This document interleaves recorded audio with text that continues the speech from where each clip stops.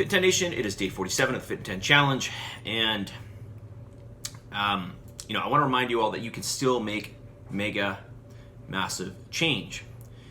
You can still make mega massive change. There's still a good third of this challenge to go. There are, 23 days, officially speaking, but really you have like 25, 26. In fact, we're running the last class on day 71. So, before your scan actually runs, a lot of you are going to have a few extra days. So, but regardless, you still have a good third of this challenge, right? So, today would be actually the official third day, the exact mark of the third chunk, officially speaking, of the challenge that's left. So you just need to remain strong and keep pushing through, right? You got to be strong and know that you can still make mega massive change if you follow the 3 pillars and really give it your all. Okay, now one person had they'd come in, they had their scan, they had dropped what was it? Okay, there was a difference of about a pound in their weight, so they were really upset about that. But they'd actually dropped about 3.5 pounds of fat, and they'd put on, I think, a pound of muscle, and they'd put on a pound of water. Okay, which, by the way, you can find your total body water difference from scan to scan in the top line here. I just want to cover this person's name. In the top line, just below my finger, there you can see total body water. The reason I'm bringing this up is because this person was upset that they'd only lost 1 pound, but I said, but look, you had actually lost 3.5 pounds of fat. It shows on your scan. And she's like, yeah, it's still only 3.5 pounds of fat. And I said, okay, well, on a percentage basis, that's still pretty good, considering what this person's goal was. They didn't reach their mini goal, but they still did really well. But I said, on top of that, you're losing over a pound a week of fat. That is, put a pound of fat on the table, and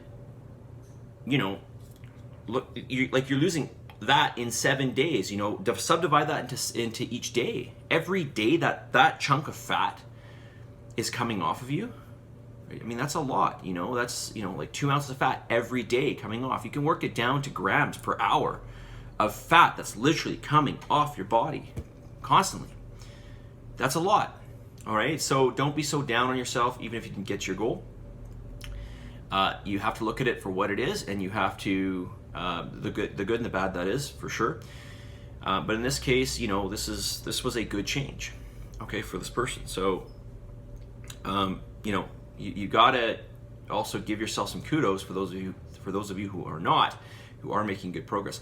And I will remind you that some people wrote me and they said, that the scan was a good reset for them, because they realized, they did really good on their, between their first and second, but not so good on their second and third. And so and they know why. They just admit it. Like, I wasn't as good as I was in the beginning. So, this is the importance of doing your scan. Deal with reality. Can't live in a fantasy world. I'm sorry, we're not children, all right? So there you have it. All right, so I want to read you some gratitude here. I'm going to get right into this because I have a lot of gratitudes. Unfortunately, I cannot get through everybody's. I think probably people will be bored if I read all the gratitudes. So I'm going to read you this person's post because I think this is a really good one. There are many good ones, so if I don't read yours, but this is coming from somebody who did the challenge before. This is not the only one I'm going to read. So it goes like this. It's a long one, so just sit back and enjoy. All right, so this person says, so today I had my scan. It wasn't exactly what I expected. I didn't end up making as much progress as I was hoping for, which didn't really feel great at first, but ultimately I know that it's going to be okay. Of course, I considered adhering to all the pillars of the challenge important, but to be totally honest, the diet pillar, in my opinion, is the most difficult pillar. I would agree with you on that one. It's the one that matters the most. This isn't my first Fit in 10 challenge, and I've had more than a couple of hurdles each time. Learning how to adhere to eating was the first. It takes so much time in the beginning to plan meals, weigh, account for everything, and most and the most difficult thing, in my opinion, is changing all the patterns of socializing surrounding food and drink with my peoples. I haven't heard many people talk about this, but it was really one of the biggest challenges for me. I am grateful for the closest people in my life who are understanding of my sometimes off-the-cuff life choices. Of course, I get teased a bit, but overwhelmingly the people in my life support my decisions, even if those decisions seem strange and sometimes an inconvenience to them. Second, the mental toll of making mega massive change can be exhausting. It seems like whenever I start this challenge, I suffer an inexplicably long period of low mood and energy. I think I understand why people tend to quit just over a month in. This is almost exactly the point where I feel exhausted and tired and I'm barely making any progress. But you are making good progress. Overall, you're still making very good progress. Just want to remind you. And I'm barely making any progress. But that's not the case. That's wrong. That is incorrect. But I'm grateful for the people in the challenge with me who were there to encourage me through this hump. I don't give up. I get to the other side and eventually start seeing and feeling great change. Third is the physical challenge. I suffer from sleeping problems and chronic pain. I never wake up in the morning ready to go, feeling refreshed and rested.